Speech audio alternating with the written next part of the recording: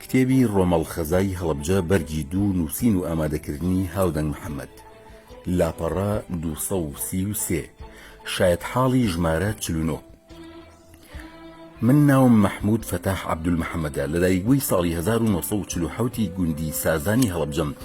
بیرمە لە ڕۆژی دەی 1970 لە خەتی یەکێتی نیشتیمانی کوردستانەوە ئاگادار کراینەوە کە ئەو کاتە من پەیوەندیم لەگەڵیاندا هەبوو کە بەو زوانە لەلایەن بەرەی کوردستانی و سوپای پاسدارانی ئێرانەوە هێرش ئەکرێت بۆ هەڵەبجە. هەر ئەو ڕۆژە من و خێزان و مناڵەکانم نارد بۆ سلێمانی، بەڵام قەدەری خوا بوو لە شەوی 13 لەسەر 14 1970 گەڕانەوە بۆ هەڵەبجە. لە سەعات 2 شەوی 13 لەسەر 14 بۆمبارانی خستی شارەکە دەستی پێکرد لەلایەن ئێران و عێراقەوە تا شەوی 14 لەسەر 15 لە ئەنجامدا ژمارەیەک هاوڵاتی شەهید و بریندار بوون. بۆ بەیانی 15 مانگ من و سەلاحی حەمەنووری و لەتیفی شێخ محەممەد و ژمارەیەک خەڵکی گەڕک بە تایبەتی ئەوانەمان کە پێشتر لەگەڵ یەکێتی بووین لە سەرای هەڵەبجە لەگەڵ شەوکەتی حاجی مشیر کەوتینە گفتوگۆ لەسەر ئەو بارودۆخەی کە لە ناوچەکەدا هاتبوو ئاراوە. ئێمە پێشبینی ئەوەمان کردبوو کە ڕژێم لە کاردانەوەیدا چەکی کیمیایی بەکار ئەهێنێت، بەڵام کاک شەوکەت بە متەفائیلانە قسەی ئەکرد و خۆی ئەپاراز لەوەی هاوڕابێت لەگەڵ بۆچوونەکانی ئێمە. پاشان وتی ئەگەر شتی وا ببێت پێشوەخت ئاگادارتان ئەکەینەوە و ئەگەر شتی وا ببێت ئەمە ئەکەین و ئەوە ئەکەین. بە شێوەیەکی گشتی خەڵکێکی زۆری هەڵەبجە متمانیان نە بە پێشمەرگە هەبوو نە بە سوپای پاسدارانی ئێران کە شارەکە بپارێزێت. بۆیە ئێوارەی 15 بە سیارە خەڵکێکی زۆر لە دانیشتوانی هەڵەبجە لەوانە سعدونی ئەلەکەچەڵ تۆفیقی کارەبا بە شاخی شنوورێدا سەرکەوتن و تا ئەشکەوتی ئەشکەوەڵیش چوون، بەڵام بەداخەوە پێشمەرگە گەڕاندنیانەوە بە بیانووی ئەوەی شار پارێزراوە و ئەوەندە تەقەمەنی و هێز هاتووە کە ڕژێم هەر هەوڵێک بدات سەرکەوتو نابێت و شارەکە پارێزراوە. بۆ بەیانی 16 لە نزیک سعات 12 نیوەڕۆ ژمارەیەک فڕۆکەی سیخور هاتنە سەر شارەکە و هەڵمەتێکی بۆردومانی ناپاڵمیان دەست پێ کرد. بەجارێک ماڵ و دوکان و بازار و شار دەرگا و پەنجەرە و شوشەی پێوە نەما. منیش لەگەڵ دەستپێکردنی بۆردومانەکەدا لەگەڵ خێزانم و مناڵەکانم لەگەڵ ماڵی باوکمدا چووینە ژێر زەمینی ماڵی عارفی فایق کۆکۆیی لە نزیک مزگەوتی تەکیە لە ناوەندی شارەکە. لەو ماڵەدا 2 ژێرزەمینی تیا بوو. ژمارەمان لە نێوان 153 بۆ 155 کەس ئەبووین. لە سەعات 3:30 خولەکی عەسر ناپاڵمی فڕۆکەکان دەنگ و زرمە و زەویلەرینەکانی گۆڕا بۆ یەک دەنگ، واتە لە فڕۆکەکان بۆمبەکان ئەتەقێنران. لە کاتی کەوتنە خوارەوەیاندا دەنگی تر نەئەهات. لەو کاتانەدا ئێمە دڵمان خۆش بوو ئەو بۆمبانە ناتەقنەوە و کەس ناکوژێت. بە پێچەوانەوە فڕۆکەوانەکان دڵیان خۆش بووەوەی کە ئەوەی نەکوژراوە بە ناپاڵمەکان بەو بۆمبانە ئەکوژرێن. لەو کاتەدا هەستم بە چاوتوانەوەیەکی زۆر کرد و من و بورهانی عەلی خەلیفە لە ژێر زەمینەکەدا شانمان بە شانی یەکترەوە بوو.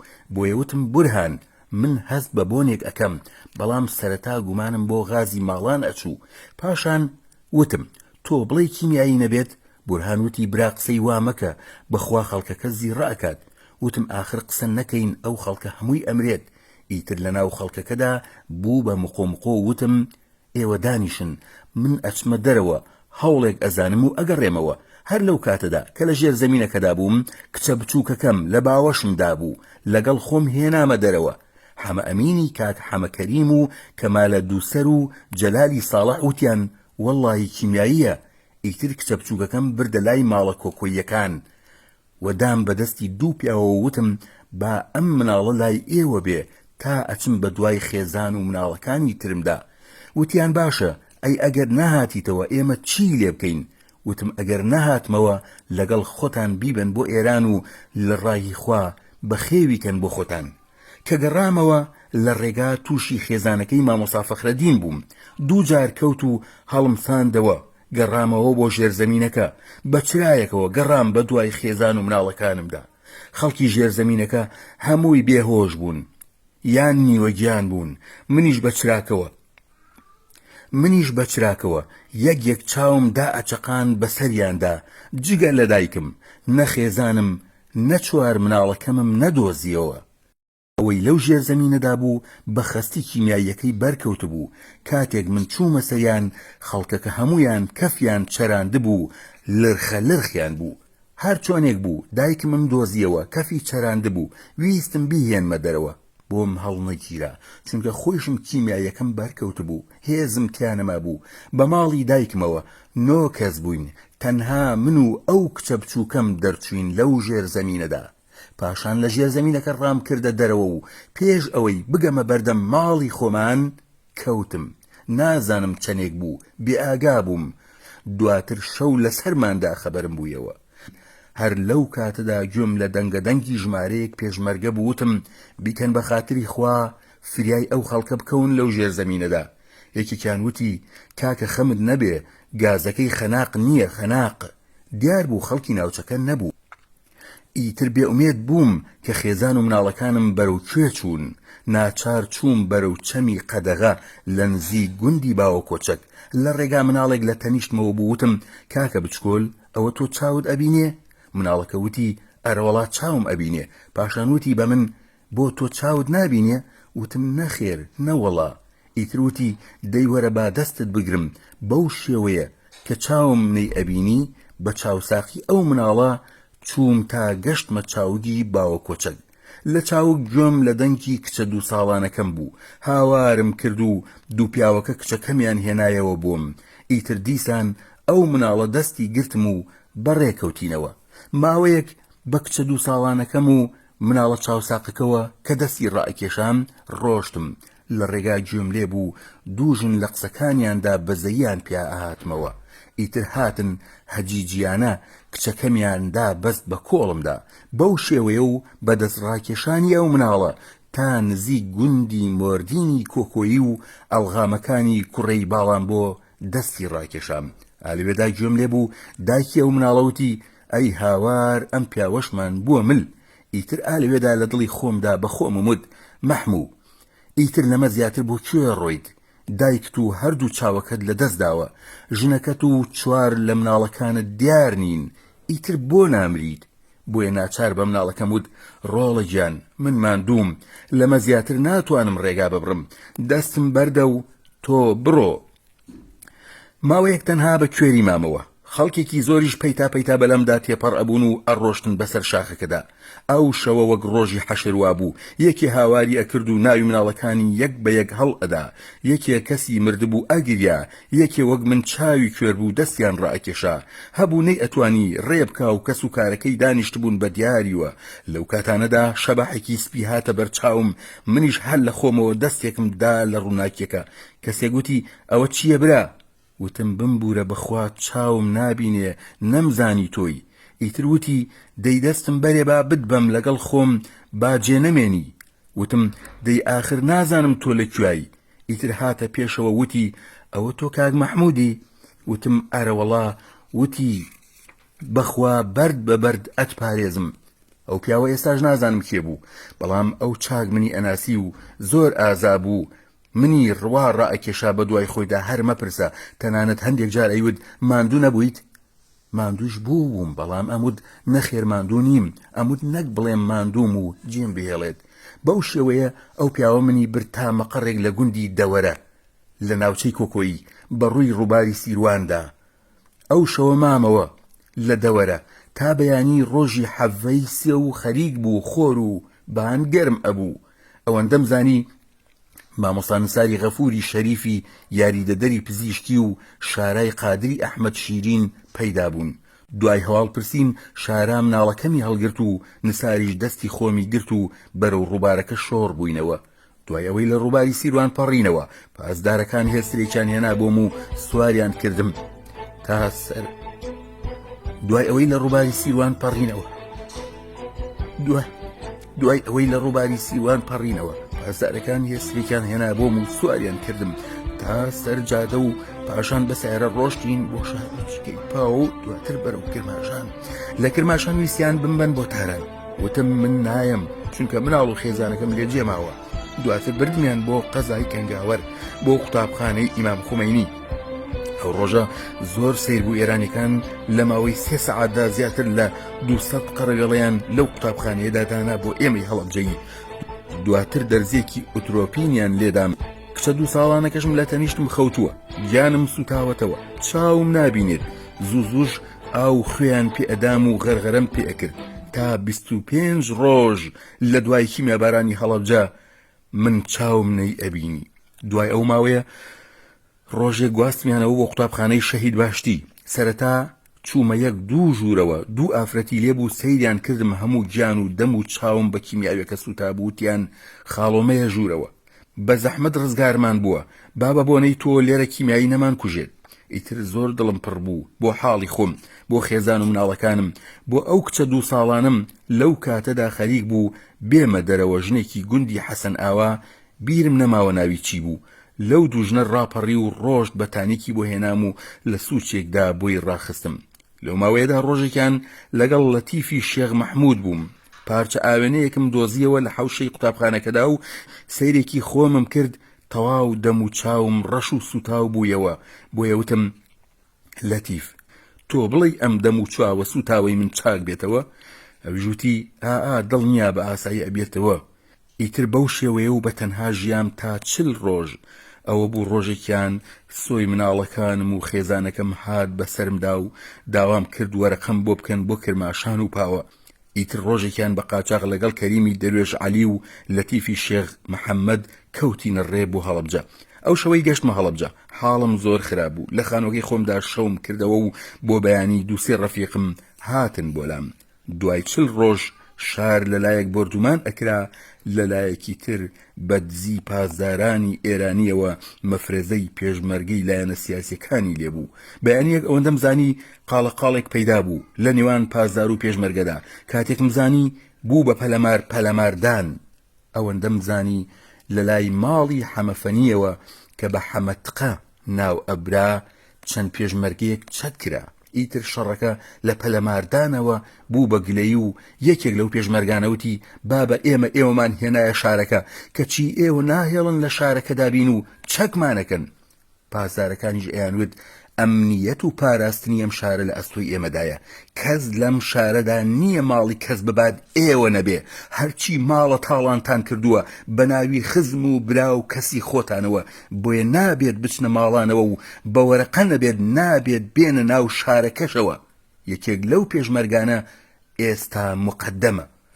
لە دوای ڕووداوەکانی 16 1980دا ئەوەندە تاڵانی پەرەیسەند لەلایەن پێشمەرگەوە بەڕێز مام جەلال لیژنەیەکی تەشکیل کرد و مامۆستا ساڵح ناوێک هات بۆ ئەو مەبەستە لە گوندی مامۆگ مەقڕێکی کردەوە. ئەو پێشمەرگەی کە ئێستا مقدەمە لە لای ماڵی مامۆستا ساڵحی ڕعنا لە خوارەوەی ماڵی عەبدوڵڵا زروف. ئەو مامۆستا ساڵحە کە گرتی یەکسەر زلەیەکی لێدا. ئەو پێشمەرگەیەوتی وەڵڵا هەموو شتێک ئاشکراکەم، بۆچی لێمەدەیت؟ ئەمە بەشایەتی مامۆستا شاهۆی عەبابەیلێ ئەم قسەیە ئەکەم. دواتر بردیان لە مەقەڕەکەی مامۆگ دانینا بە هەموو دزی تاڵانیەکاندا. پاشان مام جەلال لیژنێکی تری دروست کرد بە سەرپەرشتی فەرماندە دلێری سەیمەجید و ناردی بۆ هەڵەبجە بۆ لێکۆڵینەوە لە دزی و بەدڕۆشتی ناو هەڵەبجە. ئەوە بوو دلێری سەیمەجید وەڵامی مام جەلالی دایەوە بە بروسکە وتی مام جەلال ئەگەر 3 ڕۆژی تر منی لە هەڵەبجە بمێنمەوە ئەوە ئەبێ بە باڵ بەسراوی بمهێننەوە بۆلات. بەڵگە و دەلیلیشم هەیە لەسەر ئەم قسانە. دوای ئەوە نەوشیروان مستەفا هات بۆ هەڵەبجە، بەڵام نهاتە ناو شار و لە گوندی جەلیلە دانیشت. دوای ماوەیەک ئەویش هیچی پێ نەکرا. لەو سەرەتایەوە کە من لە هەڵەبجەدا بووم تەنها دزی ئاڵتون و پارە هەبوو. تەنانەت ئەو پێشمەرگە مقدەمە لە بامۆگدانی بە زیاتر لە 30 پێشمەرگەدانا کە هەمویان لە سەرەتای ڕووداوەکەوە ئاڵتون و پارەیان لە مردووەکان دزیوە. لە کۆتادان پیادانانیدا ئەو پێشمەرگە مقدەمە ئەڵێت بڕی 33,000 دیناری سویسری لە پشتی ئافرەتێکدا بوو لە فڵان ژێرزەمیندا بوو. فەرماندەی کەرتەکە ناردینی لە پشتیدا دەرمانێنا. بەشایەتی مامۆستا شاهۆ من ئەم قسەیە گێڕمەوە. ڕۆژێکی تر تایری حەمەی ئاخەوەیز ئەویش پێشمەرگە بوو هادوتی کاکە وەرە ئێمە هەڵەبجەین با ڕێگری بکەین لەم تاڵانی و دزیە کە لەم شارەدا کرێت. منیش وتم کاکە واز بێنە ئەتکوژن بە سەدان کەس ڕژاوەتە ئەم شارە و کەس ناناسین. چوینە ماڵی باوکی لەتیف حەمەسووری خوڕماڵی، جێگای میوەفرۆشەکانی ئێستای هەڵەبجە. خانووەکە 2 تاقم بوو. ئەمبەر و ئەوبەر هەمووی کوتاڵ و لێفە و مجەمیدە و سەلاجە و فەرش تێکەڵ بوو هەمووی کەلوپەلی ماڵان بوو کۆیان کردبووەوە. لەو دوو تاقم خانووەدا هاوکات خانووەکە کرابوو بە مەقەڕ، تایەر چەکی پێبوو. ویستی قسە بکات، وتم بێدەنگ بە، خۆت بێعەقڵ مەکە، ئەمانە لە بەتالیۆن کەمتر لە پشتیان نییە، ئەتکوژن و وەک ئاو خوێنەکەت ئەڕوا. دواتر تایەری حەمەی ئاخەوەیست چوو بۆ لای مامۆستا شاهۆ لە باموک وتی مامۆستا وەڵڵا ئەمانە هەموو هەڵەبجەیان خوارد، زۆر عیبە، ئەمە بۆ ئێمە شەرمەزاریە. دوای ئەو قسانە مامۆستا شاهۆ مەفرەزەیەکی لەگەڵ خۆی هێنا و هاتە ناو هەڵەبجە و چووە ناو ئەو خانووە و هەموویانی چەک کرد و گرتنیان. لە جیاتی ئەوەی گیانی هاوڵاتیان ڕزگار بکەن، دواتر بەو شێوەیە پەلەماری سەروەت و سامانی خەڵکی هەڵەبجە و مردووکانیاندا. تەنانەت هەر لەو ماوەیەدا بوو کە من لە هەڵەبجە بووم، ناوی ئافرەت ئەهێنرا، من حەز ناکەم لێرەوە ناوی بم کە بە مردووی تەعەدای ناموسیان لێ کردووە. هەر لەو ماوەیەدا بوو ناوی ئافرەت ئەهێنرا کە بۆ ئاڵتون و بازنەکانی دەستیان بڕیوەتەوە. تەنانەت ئەو کاتە ناوی 384 کەس هەبوو لە مەکتەبی سیاسی یەکێتی نیشتیمانی کوردستان کە دەستیان هەبووە لە تاڵانی ماڵ و ممتەلەکاتی خەڵکی هەڵەبجەدا.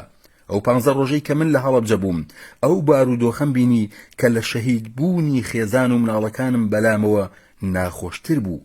پێش ئەوەی لە هەڵەبجە بگەڕێمەوە بۆ ئێران، کەلوپەلی ماڵەکەم کۆ کردەوە و قوفڵێکم لێدا. دوای ماوەیەک لە ئۆردوگاوە وەرەقەم کرد و گەڕامەوە بۆ کەلوپەلی ناو ماڵەکەم. خوا شایەتە لێفەی ژوور و سەر مەعرەس هاتبوو بە بەردەرگاکە. جلی مناڵەکانم هەمووی پژابوو بە ژوورەکاندا. تمەز هەر کەس چوو بووە ژوورەوە دەستێکی لێدا بوو یان شەقێکی لێدا بوو. بەڕاستی جێگای داخە لە کارەساتێکی ئاوادا لە بری دڵنەوایی بەو شێوەیە تەعەدا لە شەرەف و ماڵ و گیانمان بکرێت و لە کۆتاییشدا ئاوا تاڵان بکرین. دوای ماوەیەک هەر لەگەڵ کچەکەمدا لە پاوەوە گەڕامەوە بۆ ئۆردوگای سۆنغورد. لە ڕێگا پیاوێک سەرکەوت لە پاسەکەدا چاکوچۆنی لەگەڵ کردم. منیش وتم مامە گیان جەنابتان کێن؟ وتی من، وتی تۆ، وتی بۆ تۆ من ناناسیت؟ منیش وتم نەبەخوا. وتی من ئەحمەد کۆکۆییم، باوکی ئەو مناڵەی شەوی کیمیابارانەکەی هەڵەبجە دەستی تۆی ڕاکێشا. وتیشی حەز ئەکەیت ئێستا ئەو مناڵە ببینیت؟ وتم ئەرەوەڵا. ئیتر کوڕەکەی خۆی کە لەگەڵی بوو ناوی حەیدەر بوو، برایمی کاکەحا. وتی ئەم کوڕە بوو ئەو شەوە دەستی تۆی ڕائکێشا. ئیتر سەری حەیدەرم ماچ کرد و ویستم پاری سیارەکەیان بۆ بدەم، قبوڵیان نەکرد. ئەوەی بەعەز بە چەکی کیمیایی کردی بەرامبەر بە هەڵەبجە، بەرەی کوردستانیش بەبێ تەقە لەوە کەمتری نەکرد. دواتر زۆر گەڕام بۆ خێزان و مناڵەکانم، بەڵام دوجار بێئومێد بووم، تەنانەت لە دۆزینەوەی تەرمی هاوسەر و خێزانەکەم. ساڵی 1980 لە ئۆردوگای سنغورد جێگیر بووم و لە کاتی بڕیاری لێبوردنی ڕژێمی بەعزدا من نەگەڕامەوە و بووم بە پێشمەرگەی بزوتنەوەی ئیسلامی. هاوڕێکۆنەکانم کاتێ زانیان بوومەتە پێشمەرگەی بزوتنەوەی ئیسلامی باوەڕیان نەئەکرد، بگرە وەک نوکتەیەکی خۆش باسییانە کرد، چونکە تا چەند مانگێک دوای 16 من هەر پەیوەندیم بە یەکێتی نیشتیمانی کوردستانەوە هەبوو. لە ساڵی 1991 پێش ئەوەی ڕاپەڕینی بەهاری گەلی کورد ببێت هاوسەرگیریم ئەنجامدا. لە 25/1991 لە سەرکردایەتی بزوتنەوەی ئیسلامی ئاگادار کراینەوە بە خێرایی بگەینە شارۆچکەی دزڵی لە پارێزگای سنە. ئەو ڕۆژە سەرەتای ڕاپەڕین بوو. دوای شەوێک لە چیای مڵە خورد و سوورێنەوە هاتینەوە بەڕووی عێراقدا و ئەو کاتە هێشتا ڕەبیە سەربازیەکانی عێراق نەکشابوونەوە لە ناوچەکە. دواتر ڕاپەڕین بوو، کۆڕە و بە دوای داهات و گەڕاینەوە بۆ هەڵەبجە و بوو بە ساڵی 1997 بەسەرهاتی دۆزینەوەی ماردینی کچم.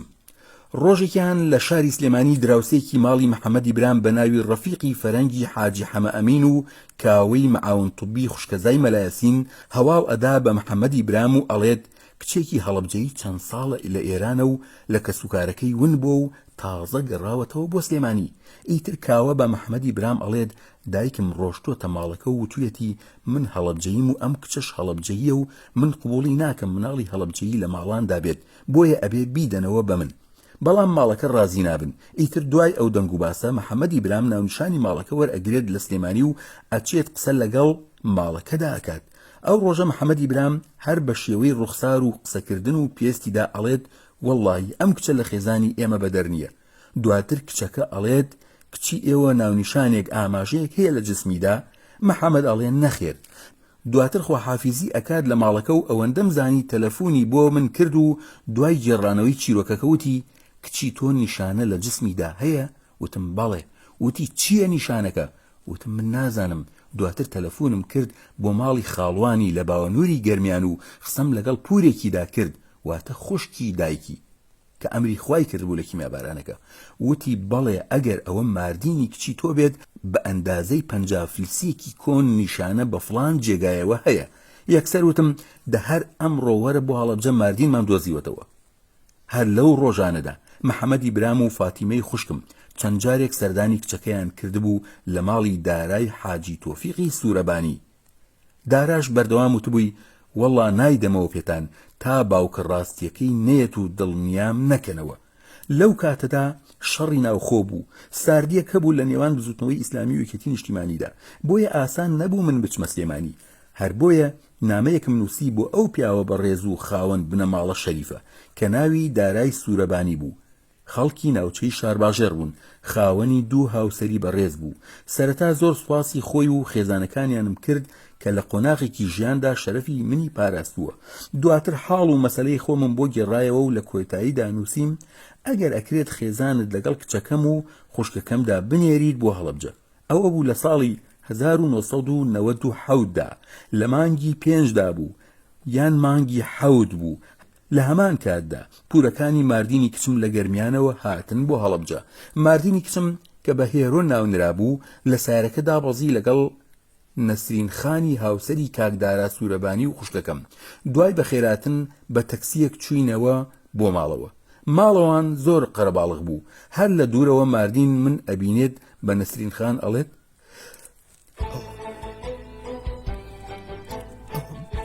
باوکە بەڵام نەتوانی بە تەواوی کچەکەم ببینم دەست شەو دوای ئەوەی قەرەباڵغی کەم بوویەوە بە پورەکەیم وت ئەو کچە ببەرە ئەو ژوورەوە و سەیری نیشانەکەی بکە بزانە خۆیەتی. چووە سەیری نیشانەکەی کرد و هاتەوە وت بەڵێ ماری تێنی ئەو کاتە دەست کردەمەی کردای بلی و گەریە بەڵام کریان هیچ کات کریان چی بەڵام کریان چی کات لە بینێ کەسا ڕێژ بوونی مناڵێک تەمەنی 7 ساڵ بۆ لێمان ون بووە و 9 ساڵ دواتر بیدۆزیتەوە. ئایا بە باوەش پیاکردن گریانێک ئەتوانم ئەو هەموو پیازەیەک بۆ بکەمەوە؟ ئەڵبەتە ماردین دوومان هاتەوە ئەو ماڵی سێمان. پێشتر 9 ساڵ لە ماڵی عەبدولی سۆفی محەممەد ناوێکرا بووە لە پارێزگای سنە. دوای ئەوەی لە نەخۆشخانە بەتەنها ئەمێنێتەوە ئەو پیاوە ئیباتەوە بە ماڵەکەی خۆی لە سنە و وەک یەکێک لە مناڵەکانی خۆی بەخێوی ئەکات. دوای ئەوەی ماردین گەڕایەوە هەڵەبجە ڕۆژێکیان دوای ئەوەی ماردین گەڕایەوە هەڵەبجە ڕۆژێکیان لە نووسەر و کەسایەتی دیاری ناوچەی هەڵەبجە حەکیمی مەلا ساڵحی گەورەم پرسی ئایا تۆ ئەو هەموو ساڵە لە سنە بوویت؟ پیاوێک بە ناوی عەبدولی سۆفی ئەناسیت کە چەند ساڵ کچەکەی من لە ماڵی ئەواندا ژیاوە. لە وەڵامدا وتی بەڵێ ناوم بیستووە و زۆر پیاوێکی چاک بووە. تەنانەت وتی وەڵڵا دێتەوە یادم لەو ساڵانەدا و تویانە کچێکی هەڵەبجەیی لە ماڵیاندایە. ئەیتر وتی 100 جار بچیتە ئێران بە سەردان بچیتە شاری سنەش هەواڵیان مەپرسە چونکە سەر بە کۆمەڵی ئێران بۆ و بە دوایدا نەڕۆیت چونکە کێشەیە. بەرپرسی اختیالاتی کۆمەڵە بووە لە پارێزگای سنە. تەنانەت لە کاتی سێدارەداندا بە ماردینی وتبوو تۆ کچی ئێمە نیت، پێویستە بگەڕێیتەوە بۆ هەڵەبجە بۆ لای کەس و کارەکە. دۆزینەوەی شوانەی کوڕم. دوای 5 ساڵ گەڕانەوەی ماردین لە ساڵی 2002 ڕۆژێک ئاگاداریەک کرابوو لە ڕۆژنامەی کوردستانی نوێ بۆ مناڵێکی ونبووی هەڵەبجەیی. ماردین هاتەوە و توخوای لێنامەوە وتی با بچین بۆ ڕانیە ئەو کوڕە ببینین. کێ ئەڵێ ئەو کوڕە شوانەی برام نییە، ئیتر هەرچەند من باوەڕم نەئەکرد بەڵام دووقۆڵی دوای قسەکەی کچەکەم کەوتم و چوومە مەڵبەندی هەشتی ڕاپەڕینی یەکێتی لە شاری ڕانیە. بەرپرسی بەشی مافی مرۆڤی مەڵبەند کوڕێک بوو نمونە بە ناوی زیاد. دوای تێگەیاندنی لە چیرۆکەکە بەڕێکەوتین بۆ ماڵەکە. لە ڕێگا ئەو کوڕەمان بینی بە سواری پاسکیلەوە بوو کە قەرار بوو ببێ بە کوڕی ئێمە. زیاد بانگی کرد وتی بەختیار تمەز بەختیار شوانە. وتی بەختیار میوانت هاتووە وەرەوە بۆ ماڵەوە. ئێمە بە سیارە و بەختیار کە ئەو ناوە لێی نرابوو تا ئێمە گەشتینە ماڵەکە بەختیار جلوبەرگی خۆشی گۆڕی بوو. دوای حاڵ و حکایەتێکی زۆر من هیچ بەڵگەیەکم پێ نەبوو. بۆیە بەو زیادەی کە لەگەڵمان بوو وتم ئایا ئەم کوڕە هیچ شوێنێکی ئەشوبهێت بە من؟ زیاد وتی وەڵڵاهی نازانم. بە ماردینم وت کچم هەستە با بچینەوە. ماردین وتی باوکە ئەی نەیبینەوە بۆ ماڵی خۆمان؟ وتم ڕۆڵە چی بەرینەوە؟ من مناڵێکم لێون بووە و ئەم کوڕە پیاوێکە. پاشان هیچ بەڵگەیەکم پێ نییە. لەو کاتەدا ماردین ژمارەی گوێنەی کۆنی پێش کیمیابارانەکەی خۆی و براکەی لەگەڵ خۆیدا هێنا بوو. دوای کەمێک سەیرێکی کرد و وتی باوکە بەو قورئانەی تۆ خوێندوتە ئەو کوڕە شوانەی برامە. لە ماڵی مام نەجمەدینی سێودینی ڕانیە هاتینە دەرەوە و لە سلێمانی ئامۆزایەکم پەیکەرتاشە. بۆیە وێنەیەکی مناڵی شوانە و وێنەیەکی تازەیمان هێنا و نیشانی ئەو کوڕەی ئامۆزامدا. پاشان وتم ئەم دوو وێنەیە لە یەکترەوە نزیکن؟ لە یەکچوون هەیە لە نێوانیاندا؟ زۆر وەربووەوە لێی. پاشان وتی وا ئەزانم لە 170 لە یەکترەوە نزیکن. دواتر چیرۆکی ونبوونی شوانە و ئەو کوڕم بۆ گێڕایەوە وتی گومانم نییە کە کوڕی تۆیە. پاشان وتی من بم لە جیاتی تۆ هەر ئێستا ئەڕۆم ئەیهێنمەوە. بەڵام من هەر گومانم هەبوو بۆیە هاتمەوە بۆ هەڵەبجە و هەندێک حیوانم هەبوو فرۆشتم و جوابم نارد بۆ کوڕەکە بۆ ڕانیە وتم بابێت لێرەوە بچین بۆ تاران بۆ پشکنینی ژەنەتیک. لە تاران هاوڕێکی کۆنم هەبوو کوردی فەیلی بوو بە ناوی حاجی حەسەن. چوینە ماڵی ئەوان. دواتر گەڕاین دکتۆرێکی پسپۆرمان دۆزیەوە لە وەلی عەسری تاران. دوای گێڕانەوەی چیرۆکەکە نمونەی هەردووکمانی وەرگرت لە لیک و شلەی ئەژنۆی هەردووکمان و پشکنینەکەی بۆ ئەنجام داین و دوای 2 سەعات ئەنجامە پزیشکیەکە ئاشکرای کرد کە بەختیار شوانەی کوڕی منە. ئەو ئێوارەیە لە هۆڵی عیادەکەدا لە وەلی عەسری تاران باوەشمان بە یەکتردا کرد و بوو بە گریان و ئەو خەڵکەی لەوێدا بوو هەمووی هاتە سەیرمان بە مەرجێک تا ئەو ئەنجامە پزیشکیە دەرنەچوو. هیچ ڕەحمێکم بۆ ئەو کوڕە نەبوو. بەڵام دوای ئاشکراکردنی ئەنجامی تاقیگە بەجارێ دڵ و دەروونم گۆڕا و وام ئەزانی ئەو ڕۆژەیە کە گەڕاومەتەوە بۆ ژێر زەمینەکە و دۆزیومەتەوە. ئیتر بە حاجی حەسەنی فەیلیمود بمگەێنە ترمیناڵی غەرب و دواتر بۆ مەریوان و پاشان بۆ سلێمانی. لە سلێمانی شوانەی کوڕم ناردەوە بۆ ڕانیە وتم ئێمە 3 ڕۆژی تر دین بۆ ڕانیە بە دواتدا و خۆشم گەڕامەوە بۆ هەڵەبجە. دوای 3 ڕۆژەکە لەگەڵ ماڵی خاڵوانیدا لە گەرمیان و هەڵەبجەوە چوین بە دوای شوانەدا و لە پاش 14 ساڵ ون بوون کوڕەکەمان هێنایەوە بۆ هەڵەبجە و بە خێزانەکەم شاد بوویەوە. شوانە زۆر کوڕێکی هێمن بوو بەڵام عادەت وایە مناڵان هەمیشە ماڵی خاڵوان و سەری دایکیان خۆش ئەوێ. بۆیە دوای ماوەیەک ڕۆژێک لە ئیش هاتمەوە سیر ئەەکەم لەگەڵ کچە 2 ساڵانەکەمدا کە لە کیمیابارانەکەی هەڵەبجەدا لەگەڵ خۆم ڕزگارم کرد ڕۆشتون بۆ باوەنووری گەرمیان. دوای ماوەیەک هەوڵمدا بیهێنمەوە لێرە ژنی بۆ بهێنم بەڵام سوودی نەبوو. دوای ساڵی 2004 لەگەڵ کچە خاڵێکیدا لە باوەنور هاوسەرگیری کرد و ئێستا شوانەی کوڕم خاوەنی 2 مناڵە. ماردینیش هاوسەرگیری کردووە و خۆیشم جگە لەو 3 مناڵم کە لە کیمیابارانی هەڵەبجەدا ڕزگاریان بوو خاوەنی 5 مناڵم کە هەندێکیان دەرچووی زانکۆن.